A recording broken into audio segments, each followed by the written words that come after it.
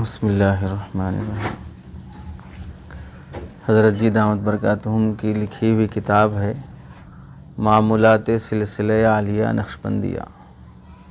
उसमें से एक मामूल जो आज आप हज़रात के सामने समझाना है, एक अहम मामूल है वक़ूफ़ क़ल्बी।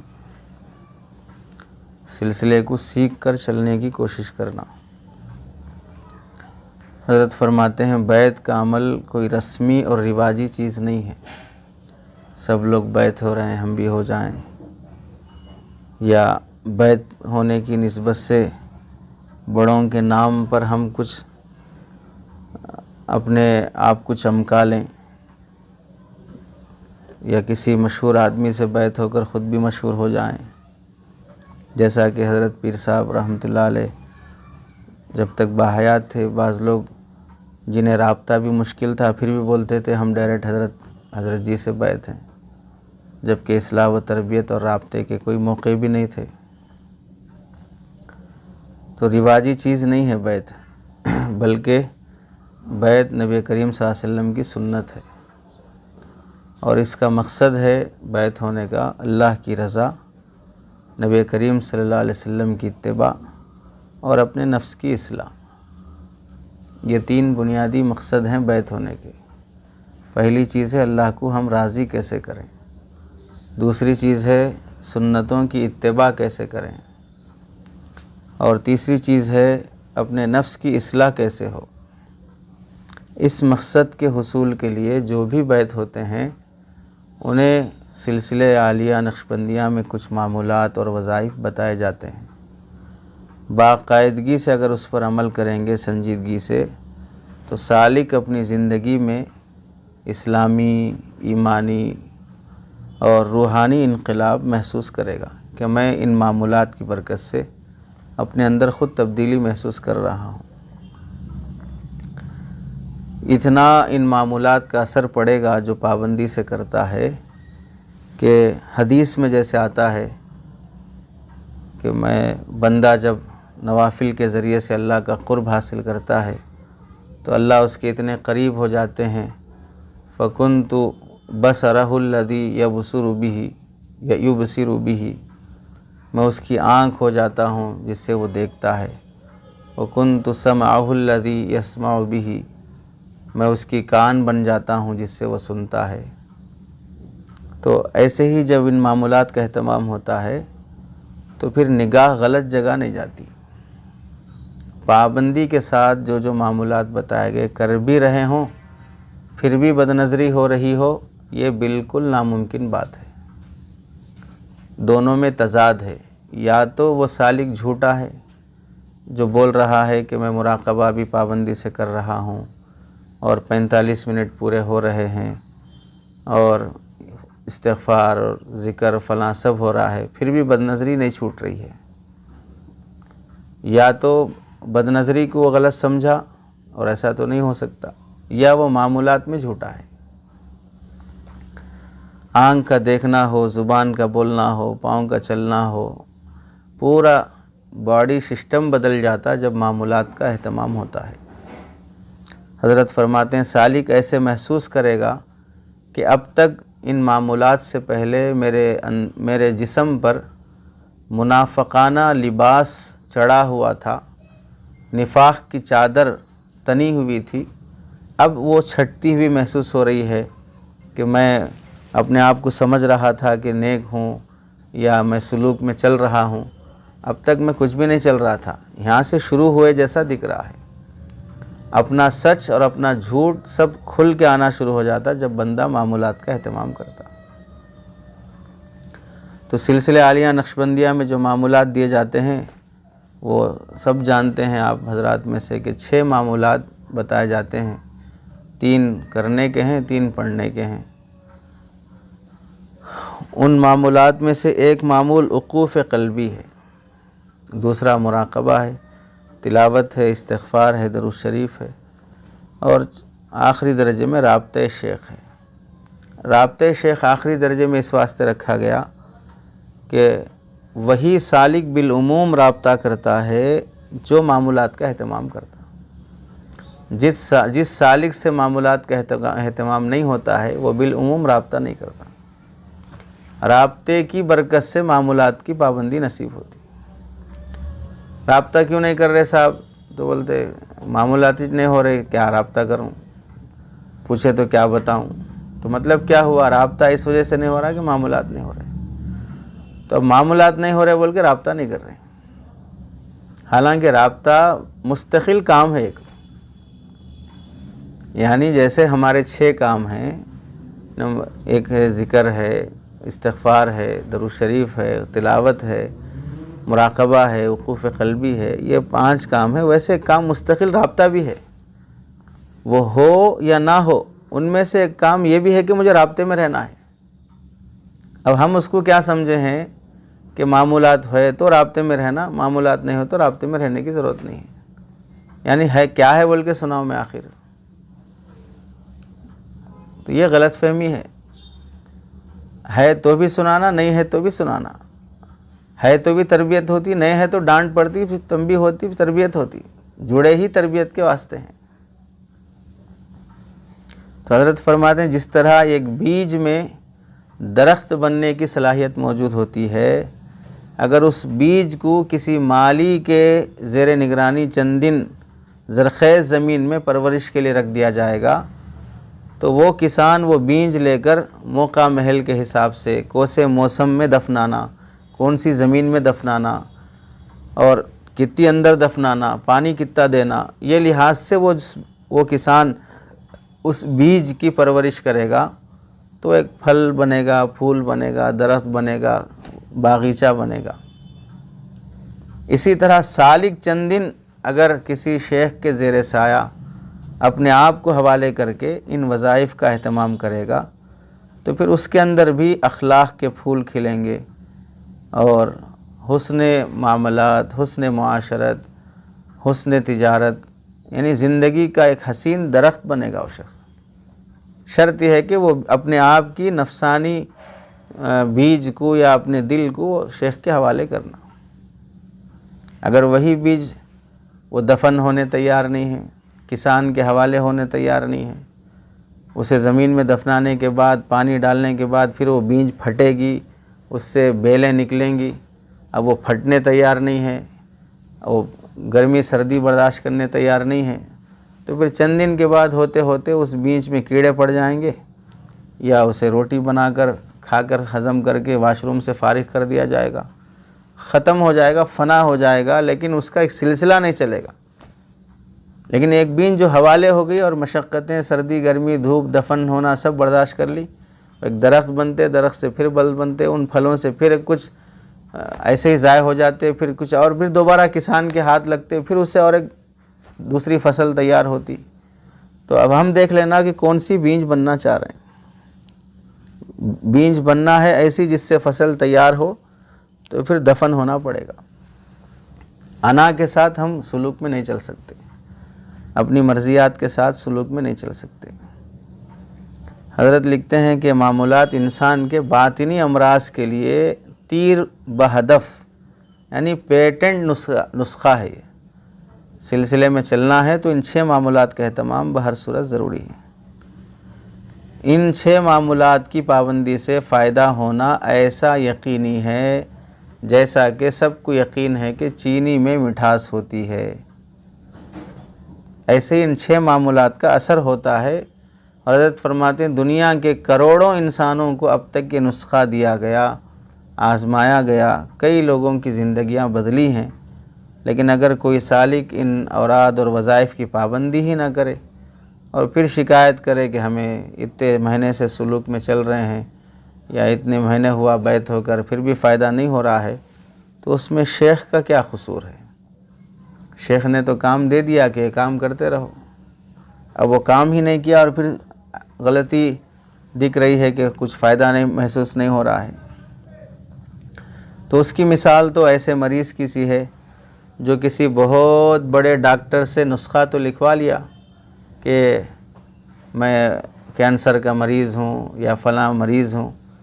अब वो हॉस्पिटल इतना बड़ा है और डॉक्टर की जो कंसल्टेंसी फ़ीस है वो ख़ुद भी 5-6 हज़ार की है और स्कैनिंग भी हुआ, सीटी स्कैनिंग हुआ, फलां एक्सरे हुआ, सब कुछ हुआ। अब डॉक्टर उसके बाद बोला कि भाई ये जो आपकी बीमारी है इसके लिए ये टैबलेट आप यूज़ कीजिए। अब वो टैबलेट की पर्ची ले जाके जेब में रख लेके तावीज़ बना के गले में डाल लेके सो गया। तो ऐसे बीमार को क्या कहेंगे? उसे तो नादान ही कहेंगे। ये तावीज़ थोड़ी थी कि तुम जो टैबलेट दिए गए उसे ख़रीद के दुकान से खाने के लिए दिए गए थे। अब वो टैबलेट रख ले के ले आके सो गए तो कहाँ से सेहत मिलेगी? ऐसे हम दुनिया के बड़े से बड़े इंटरनेशनल शेख व मुर्शिद से हम बैत हो जाएं और उन शेख व मुर्शिद की तरफ से जो हिदायत मिली उन हिदायत को जान तो लिए, मालूम तो कर लिए कि ये मामूलात हैं सिलसिले नक्शबंदिया के, ये असबाक होते, इसमें मालूमात तो कर लिए, लेकिन उन असबाक की पाबंदी नहीं है, ना मुराक़बे का एहतमाम है। अब उसके बाद बोल रहे बदनज़री नहीं छूट रही, बदफेली नहीं छूट रही, वो गुस्सा नहीं निकल रहा, फ़लाँ नहीं हो रहा है। तो आपको क्या करने बोले, आप कर क्या रहे हैं? तो कहाँ से सुधरेंगे फिर? हज़रत लिखते हैं कि जैसे बड़े डॉक्टर से नुस्खा लिखा लिया लेकिन इस्तेमाल में नहीं लाया, जेब में रखा रहा, तो जब तक इस्तेमाल नहीं करेगा मरीज़ का मरीज़ ही रहेगा। ऐसे जब तक मामूलात का एहतमाम नहीं करेंगे उस वक्त तक गुनाहगार के गुनाहगार ही रहेंगे, तरबियत नहीं होगी। इन औरात का बड़ा फ़ायदा यह है कि करने में बहुत आसान है, लेकिन बाकायदगी से करने में पूरी की पूरी शरीयत पर अमल करना आसान हो जाता है। और जो सिलसिले आलिया नक्शबंदिया के इन औराद और वज़ाइफ पर पाबंदी करते रहे उनमें पूरे दीन पर चलने का जज्बा भी पैदा हुआ। जिसे यकीन करना हो वह आज़मा के देख ले। यानी मतलब यह है कि जिसे वाक़यतन चलना हो सिलसिले में वो करके देखे मामूलात का एहतमाम के फ़ायदा हो रहा कि नहीं हो रहा। उन मामूलात में एक मामूल है जो बहुत अहम है, वक़ूफ़ क़ल्बी। ये लफ्ज़ हर सालिक को जब भी बैत होते हैं तो कहा जाता है कि वक़ूफ़ क़ल्बी करो। तो हर वक़ूफ़ क़ल्बी का मतलब क्या है? हज़रत उसका एक सादा जुमला फरमाते हैं, हर घड़ी हर आन ये रखना है ध्यान, मेरा दिल कह रहा है अल्लाह अल्लाह अल्लाह। हर घड़ी हर आन ये रखना है ध्यान, मेरा दिल कह रहा है अल्लाह अल्लाह अल्लाह। इसे वक़ूफ़ क़ल्बी कहते हैं। वक़ूफ़ क़ल्बी को हज़रत समझा रहे हैं। वक़ूफ़ क़ल्बी, वक़ूफ़ के माने हैं ठहरना, खड़े होना। जैसे वक़ूफ़ अरफ़ा, हज के मौसम में मैदान अरफ़ा में जाके ठहरना। गाड़ियों के जहाँ लिखा रहता है तवक़्क़फ़, ये मौक़िफ़ुस सय्यारा, अरब के जहाँ पार्किंग की जगह रहती है उसे लिखते हैं मौक़िफ़ुस सय्यारात, ये पार्किंग प्लेस है, यहाँ गाड़ियाँ ठहरती हैं। ला ततवक़्क़फ़, यहाँ रुकना नहीं है आपको, नो पार्किंग। तो वक़ूफ़ के माने आते हैं ठहरना। तो क़ल्ब है दिल। वक़ूफ़ क़ल्बी का मतलब क्या हुआ कि बंदा दिल पर ठहर जाना, आके इंसान अपने दिल पे आके ठहर जाना, मतलब अपने दिल की मुसलसल निगरानी करना। जैसे बच्चा एग्ज़ाम लिख रहा है, एग्ज़ाम हॉल में मौलवी साहब घूमते रहते, घूमते घूमते आके किसी एक बच्चे के पास खड़े हो गए। तो अब वो तालिब इल्म अगरचे के कापी नहीं मार रहा हो, फिर भी जितनी देर तक मौलवी साहब खड़ेंगे उसकी कैफियत दूसरे बच्चों से मुख्तलिफ रहती। वो उसकी पूरी यकसुई अपने कागज़ और क़लम पे रहती, इधर उधर देखना, इधर उधर इंतशार खलफशार कुछ भी नहीं रहता। तो ऐसे ही बंदा अपने दिल पे मुसल्लत होकर ठहर जाना, यानी दिल की ऐसी निगरानी करना कि दिल के अंदर कोई गैर आने ना पाए, दिल के अंदर से अल्लाह की याद बाहर जाने ना पाए। ऐसे दिल का घेरा कर लेना।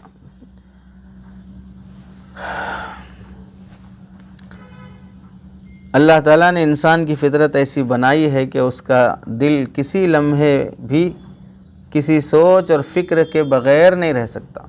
दिल में कुछ ना कुछ ख़यालात आते रहते, अच्छे हों बुरे हों, अपने बारे में हों दूसरे बारे में हों, कुछ भी हो सकता है। जैसे हम बैठे हैं, अब किसको क्या पता कि भाई कौन क्या सोच रहा है, कौन सुन रहा है, कौन सोच में मुब्तला है। कुछ ना कुछ ख़यालात चलते रहते दिन में। हर वक्त किसी न किसी के ख्याल के ताने बाने लगे रहते हैं। उक़ूफ़ क़ल्बी में सालिक को इस बात की मशक़ कराई जाती है कि दिल को हर वक्त की फ़ुज़ूल और फालतू सोचों से हटाकर एक अल्लाह की तरफ लगाओ बस। अब सोच रहे, मिसाल के तौर पर सिलसिले आलिया नक्शबंदिया में हज़रत जी पीर साहब रहमतुल्लाह अलैह जो इसके गोया के एक तरह के जान थे, रूह थे और रहबर कामिल थे, इमाम थे, चले गए, अब क्या होगा सिलसिले का। आप अपनी सोचो ना, आपको सिलसिले का ज़िम्मेदार बनाया गया है। सिलसिले में आपका क्या मकाम है, क्या हैसियत है, ये सोचने से आपसे कोई मशवरा लिए हैं कि आप मशवरा दीजिए कि अब सिलसिले का क्या करना चाहिए। हज़रत ने जिन खुलफ़ा इकराम की तरबियत करके उनको इजाज़त दी है, उनको फ़िक्र नहीं होगी कि क्या करना चाहिए। वो नहीं करेंगे कि कैसे मुनज़्ज़म रखा जाए, कैसे कि सिलसिले की इशाअत की जाए, इसे हिदायत को आम किया जाए। ज़ाहिर सी बात है, जब हज़रत ने तरबियत करके हज़ारों सौ खुलफ़ा इकराम को तैयार किया है, वो अपने हिसाब से निज़ाम बनाएंगे। मुझे जो मामूल दिए गए वो मामूल तो पूरा कर लूँ। मैं अपने मुराक़बे से कामयाब पार नहीं हो पा रहा हूँ, मैं पूरे सिलसिले की फ़िक्र में बैठा हुआ हूँ। नादान आदमी है।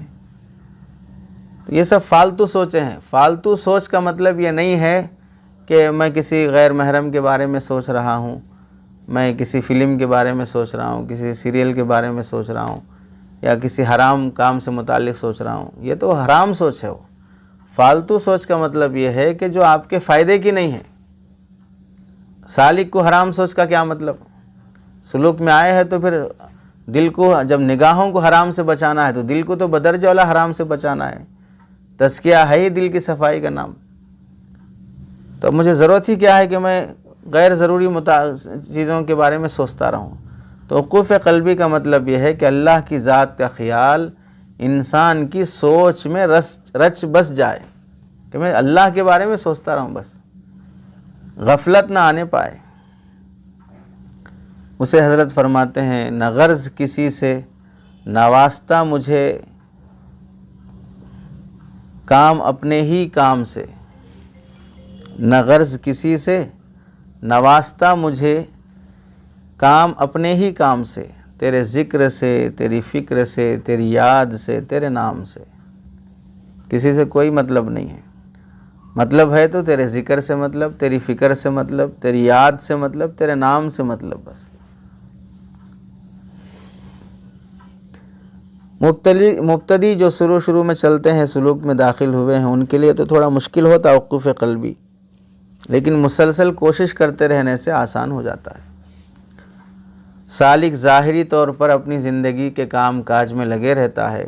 पढ़ाई चल रही है, होमवर्क लिख रहे हैं, सुबह से शाम तक दरसगाह में जो पढ़े वो भी अपना तकरार चल रहा है, या अपने कॉलेज का काम चल रहा है, बिज़नेस चल रहा है, सब हो रहा है, लेकिन दिल अल्लाह की याद में मशगूल है। इसे सादा ज़ुबान में कहते हैं दस्त बकार दिल बयार।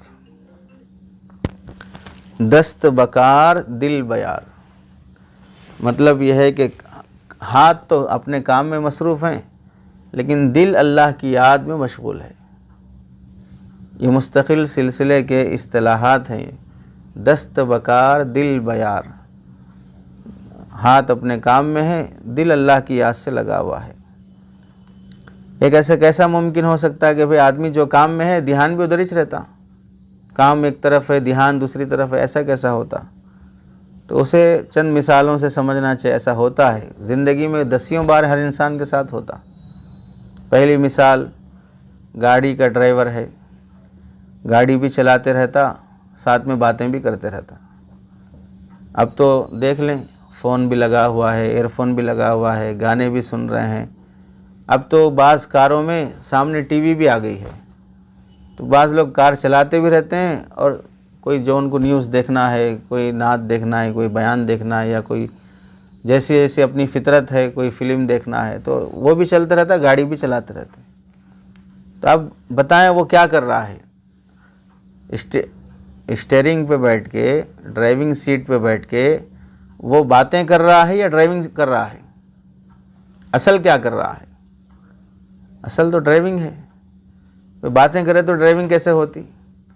बल्कि आजकल तो ड्राइवर को कोई बात करने वाला होना बाजू, वरना अगर कोई सोने वाला रहा तो एक्सीडेंट का अंदेशा रहता।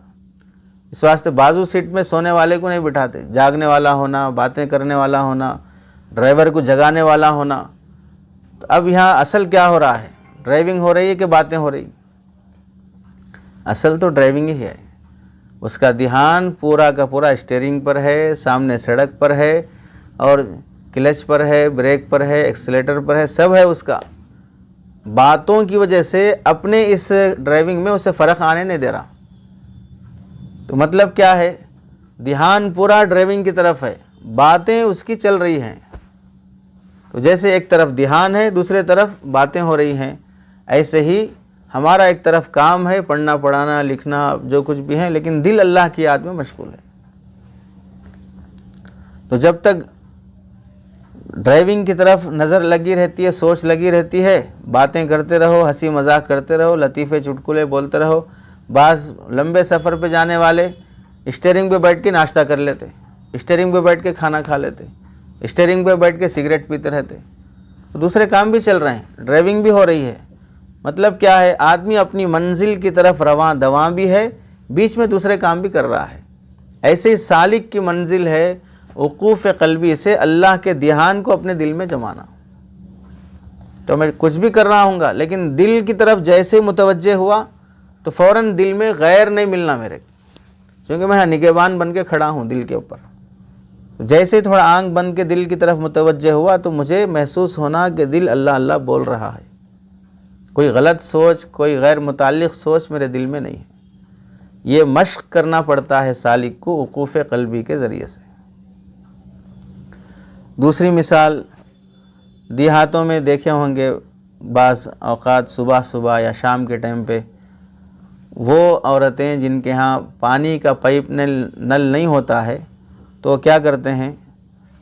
फ़लाँ कुएं से, फ़लाँ बोरवेल से मटका भर के, चोंडा बांध के, फिर उस पर मटका रख के, हाथ का सहारा लिए बग़ैर ऐसे ही छोड़ के अपने घर की तरफ मटका उठा के चलते रहते। अब चलते हुए बाजू जो दूसरे हैं उनसे बातें भी करते रहते, उनसे हाल अहवाल भी पूछते रहते, सब चल रहा है।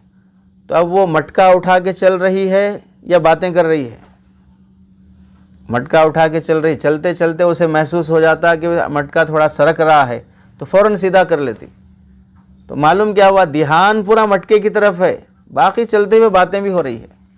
ऐसे ध्यान पूरा अल्लाह की तरफ है, चलते हुए अपनी मुलाजमत भी हो रही, जॉब भी चल रहा, पढ़ाई भी चल रही, सब चल रहा है, लेकिन ध्यान अल्लाह की तरफ है। इस वास्ते वो मटका नहीं गिरता, क्योंकि ध्यान नहीं हटा। ध्यान अगर मटके से हट गया तो फिर मटका की हिफाजत नहीं हो पाती, उसकी खैरियत नहीं रहती। तो ऐसे ही बातें हो, चलना हो, हंसी मजाक हो, सब कुछ हो, लेकिन ध्यान अपने मंजिल की तरफ है, अपने अल्लाह की तरफ है। लाशूरी तौर पर भी अगर एक तवज्जो भी उनकी मटके से हट जाए तो अचानक मटका गिर जाता, तो ख़ुद ब खुद क्या बोलते हैं? थोड़ी गफलत हो गई थी। जैसे थोड़ी गफलत हो गई, मटका गिर गया, ऐसे ही दिल से थोड़ी गफलत हो गई, गुनाह हो गया। तो वक़ूफ़ क़ल्बी बोलते हैं इसे हैं कि भाई दिल को गाफिल होने मत दो। थोड़ा सा गफलत, तवाज़ुन बिगड़ गया जिस्म का, तो फ़ौरन दुरुस्त कर लेती है ताकि मटका ना गिर जाए। ऐसे थोड़ा दिल का तवाज़ुन बिगड़ गया तो फ़ौरन अपने दिल को दुरुस्त कर लेना, ताकि दिल बिगड़ गया तो फिर गुनाह बहुत आसानी से हो जाते। तीसरी मिसाल देखें, अगर समझो कि हमको कहीं सफ़र पे जाना है, बस के लिए इंतज़ार में खड़े हैं, बैग लेके स्टेशन पर, बस स्टैंड पर। अब वहाँ पर हम बातें भी कर रहे हैं, चाय भी पी रहे हैं, फ़लाँ के हाल अहवाल भी पूछ रहे हैं, व्हाट्सएप पर कुछ देख भी रहे हैं। फिर थोड़ी थोड़ी देर को जिधर से बस आना उधर देखते रहते, जिधर से बस आना उधर देखते रहते। कोई भी बस आ रही तो भी उसे देखते, ये अपने तरफ जाने वाली बस तो नहीं है। मतलब आदमी व्हाट्सएप पे भी देख रहा है, चाय भी पी रहा है, या दोस्तों से बात भी चल रही है, लेकिन हर 2 मिनट के बाद उसका ध्यान किधर जा रहा? जिधर से बस आ रही उधर ध्यान जा रहा। मतलब ये सारा जो कुछ भी हो रहा है इसकी वजह से ध्यान ख़त्म नहीं हुआ। कभी ऐसा नहीं होता, नहीं साहब हम स्टेशन पर ही खड़े थे, वो ट्रेन कब आई कब चलेगी नहीं मालूम, क्योंकि हम चाय पी लेके खड़े थे। सर नादान बोलेंगे, बेवकूफ़ बोलेंगे, आपका ध्यान किधर रहा फिर? ये सारे काम होते हुए भी ध्यान ट्रेन से नहीं हटना, ध्यान अपने बस से नहीं हटना। तो जैसा इंतज़ार में रहने वाला आदमी दसियों काम करते हुए जिसके इंतज़ार में ध्यान उसी तरफ रहता है, ऐसे ही वक़ूफ़ क़ल्बी में सालिक का पूरा ध्यान दिल की तरफ रहना, कि मैं कुछ भी कर रहा हूँ लेकिन ध्यान दिल की तरफ है। आप देख लें, अगर बच्चे का स्कूल से आने का टाइम हो गया, अब लेट, आधा घंटा लेट हो गया, तो घर में माँ झाड़ू भी देती है, खाना भी बनाती है, फलां भी करती रहती, लेकिन हर थोड़ी थोड़ी देर को पूछती रहती, बच्चा अभी तक नहीं आया, बच्चा अभी तक नहीं आया। शोहर से पूछेगी, बड़े बेटे से पूछेगी, फलां से पूछेगी, स्कूल फ़ोन करेगी, इधर चमचे से हिलाती भी रहती। तो मतलब क्या, ध्यान बच्चे की तरफ है और काम अपनी जगह पर चल रहा है। तो वक़ूफ़ क़ल्बी में सालिक को यही समझाया जाता है कि भाई ध्यान रखो अल्लाह की तरफ, कि दिल अल्लाह के याद में मशगूल रहे। इससे मालूम हुआ कि अगर आदमी बार बार तवज्जो करता है दिल की तरफ, तो मश्क से लाशऊरी तौर पर या शऊरी तौर पर ऐसी कैफियत पैदा हो जाती है कि दिल मुतवज्जे रहता है हमेशा अल्लाह की याद में। मश्क पुख्ता हो जाती है तो फिर हर वक्त ऐसा महसूस होता कि अल्लाह अल्लाह की आवाज़ दिल से आ रही है और मुझे सुनाई दे रही है। एक है मुराक़बे में जब बैठते हैं तो उस मौके पर दिल से अल्लाह की आवाज़ सुनाई देना, दूसरा है आम चलते फिरते भी दिल से अल्लाह की आवाज़ सुनाई देना। तो मुराक़बे की मश्क से, वो मश्क 10 मिनट के मुराक़बे से नहीं होती। 10 मिनट के मुराक़बे वाले तो अपने को सालिक ही नहीं समझना चाहिए। मैं सलूक में चलना भी शुरू नहीं किया, अभी मैं मुराक़बा ही नहीं कर रहा हूँ। 45 मिनट का मुराक़बा पाबंदी से हो रहा हो तो फिर उसे कुछ फ़ायदा होना शुरू होता। हज़रत जी पीर साहब रहमतुल्लाहि अलैह जब वो इंजीनियरिंग के लास्ट ईयर में थे, उस मौके पर 40 दिन का कुछ एक चिल्ला किसी वली के यहाँ जाकर गुजारना हुआ खानक़ाह में, तो वहाँ पर रोज़ाना 7 घंटे के मुराक़बे का मामूल था। और 7 घंटे का मुराक़बा ऐसा कि जिस हालत में बैठे हैं उसी हालत में बैठे रहना। अगर हैयत बदल गई तो उससे पहले के घंटे का एतबार नहीं, फिर यहाँ से 7 घंटे शुरू। ऐसे एहतमाम से मश्क किए अपने आप को अल्लाह से जोड़े रहने की। इतना मुराक़बे के ज़रिए से अल्लाह की याद में मशगूल रहे। हज़रत के फ़र्जंद अर्जुमन हज़रत पीर हबीबुल्लाह साहब दामद बरकातुहू फरमाते हैं, हज़रत एक मरतबा डॉक्टर के पास गए, बेटे को लेकर, छोटे बच्चे थे हज़रत के फ़र्जंद। डॉक्टर ने नाम पूछा, वो बच्चे का नाम क्या है? मुराक़बे और वक़ूफ़ क़ल्बी का दिल पर इतना असर है कि बच्चे का नाम याद नहीं आ रहा, अपने ही बेटे का नाम याद नहीं आ रहा। डॉक्टर फिर पूछा, बच्चे का नाम क्या है? बोल के बेटे का नाम ही याद नहीं आ रहा। आखिर में हज़रत बोले, अब्दुल्ला लिख दीजिए आप लोग। यानी याद इलाही में इतना मशगूल हैं कि अपनी औलाद के नाम भी याद नहीं आ रहे। आदमी को ऐसा 10 बार कुरान मजीद भी बोलता है कि भाई जब सूरतुल हज के शुरू में हश्र की हौलनाकी जब देखी जाएगी तो जन्म देने वाली माँ अपने बच्चे को भूल जाएगी। ऐसा कैसे हो सकता? हौलनाकी इतनी है कि कहाँ से आदमी को याद रहता कि क्या हो रहा है। तो ऐसे ही इश्क का गलबा इतना है अल्लाह ताला से कि अपनी नस्ल का, अपनी औलाद याद नहीं हो पाती। उस दर्जे का आदमी जब अल्लाह के हवाले होता है तो फिर वो बात होती कि भाई ज़िंदगी है अम्र इलाही, ज़िंदगी एक राज है, दिल कहे अल्लाह अल्लाह, यह ज़िंदगी का साज है। अगर हम जैसे लोग जो सुलूक में अभी शुरुआत में हैं, वक़ूफ़ क़ल्बी नहीं हो पा रहा है, तो आहिस्ता आहिस्ता वक़ूफ़ क़ल्बी की मश्क करने की नीयत यह है कि शुरुआत में आदमी ये कोशिश करना कि आज 24 घंटे में जैसा मुराक़बे का मैं वक्त रखा हूँ, आधा घंटा पौन घंटा, वैसा आज वक़ूफ़ क़ल्बी की मशक़ करता हूँ। वक़ूफ़ क़ल्बी की मशक़ का तरीक़ा क्या है कि आज ये सोचना कि आज असर के बाद एक 15 मिनट मैं ऐसा कोशिश करता हूँ कि काम भी करते रहना, दिल अल्लाह की तरफ मशगूल भी रहना। इसकी प्रैक्टिस करके देखता हूँ। तो 10 मिनट, 15 मिनट, आधा घंटा, 1 घंटे की वक़ूफ़ क़ल्बी की मशक़ करना कि अपना काम भी करते रहना, 5 मिनट के बाद फिर दिल की तरफ मुतवज्जे होना कि दिल क्या बोल रहा है, इसमें अल्लाह की याद है कि कुछ और सोच पैदा हो रही। फिर अपने काम में रहना, एक 5-10 मिनट, फिर दिल की तरफ मुतवज्जे होना, अपने काम में रहना, फिर 10 मिनट के बाद दिल की तरफ मुतवज्जे रहना। काम छोड़ना नहीं है, काम करते हुए दिल की तरफ मुतवज्जे रहना। आज 1 घंटा मशक़ करके देखता हूँ, कल 2 घंटे मशक़ करूँगा, परसों 3 घंटे मशक़ करूँगा। मशक़ करने का मतलब मेरा कॉलेज में मैं पढ़ने के लिए जा रहा हूँ, 4 घंटे बैठना है, पढ़ना है, और टीचर प्रोफेसर जो भी हैं पढ़ा रहे हैं, उनका सबक सुन भी रहा हूँ, नोट भी कर रहा हूँ। दरमियान में 10-10 मिनट के बाद दिल की तरफ मुतवज्जे भी हो रहा हूँ कि दिल किसकी याद में है। तो ये वक़ूफ़ क़ल्बी की मशक़ रहती है कि आदमी अपने मामूलात के साथ अपने जो रोज़मर्रा की रूटीन जो काम है करता भी रहे, और 1 घंटा, आधा घंटा दिल को अल्लाह की याद से मशगूल करने की मशक़ भी करता रहे। अब कई सालिक हैं जो जैसे साल शुरू से जुड़े हुए हैं, वक़ूफ़ क़ल्बी क्या है तो बाज़ों को समझ में नहीं आया वक़ूफ़ क़ल्बी क्या है। ये समझते हैं कि भाई चलते फिरते अल्लाह की याद रहना, तो हो जाती है वो तो। ठोकर लगा तो अल्लाह बोल के आता ज़ुबान से, थप्पड़ पड़ा तो आता ज़ुबान से अल्लाह बोल के, जूते पड़े तो आते चल रहा याद आते, मुश्किलात में तो याद ही आते हैं। वो याद मुराद नहीं है, वो याद मुराद है जो गुनाह से बचा ले, बदनज़री होने ना दे, बुरी सोच की तरफ ना ले जाए।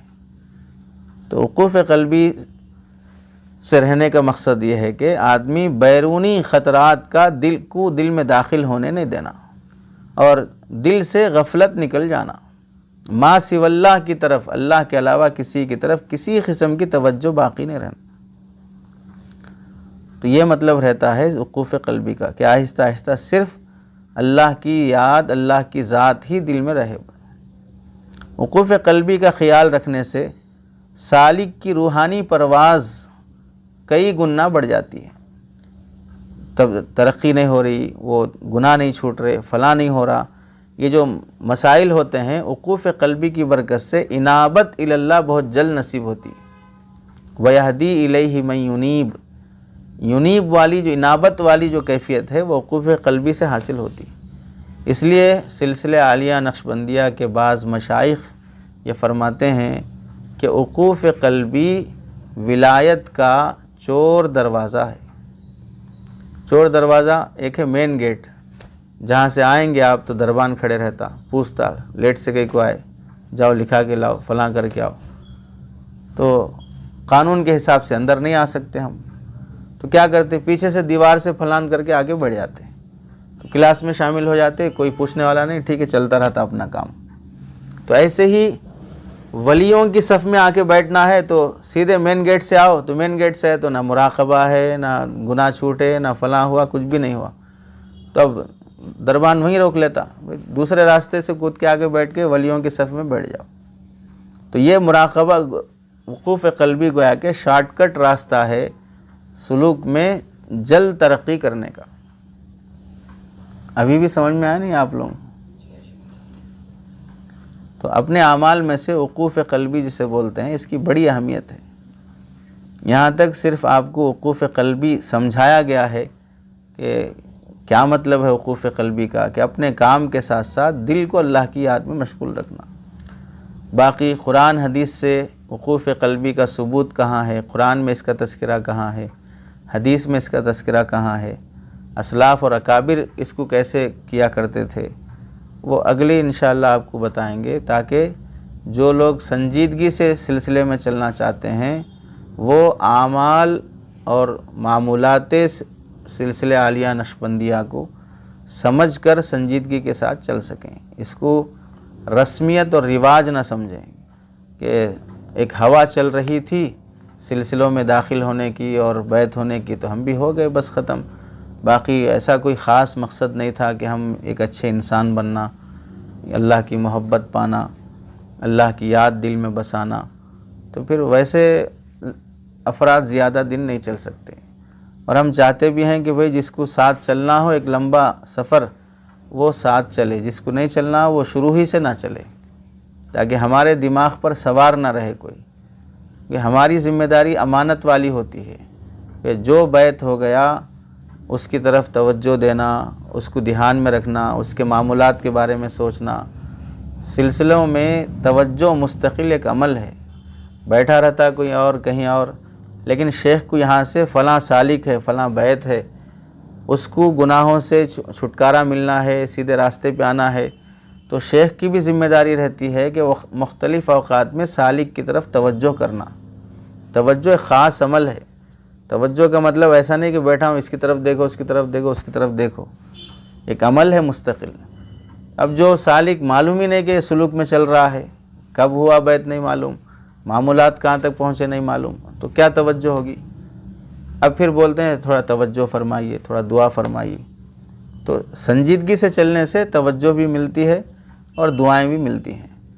और समझ कर चलने से आदमी को इत्मीनान क़ल्बी होता है कि हमें जो असबाक़ दिए जा रहे हैं या हमें जो औराद और वज़ाइफ दिए जा रहे हैं वो ऐसे ही फ़ालतू टाइम पास के लिए नहीं है, उसकी मुस्तकिल हिकमतें हैं और उसके नताइज हैं। अल्लाह हम सब को सही समझ और सिलसिले में चलने के आदाब नसीब फरमाए।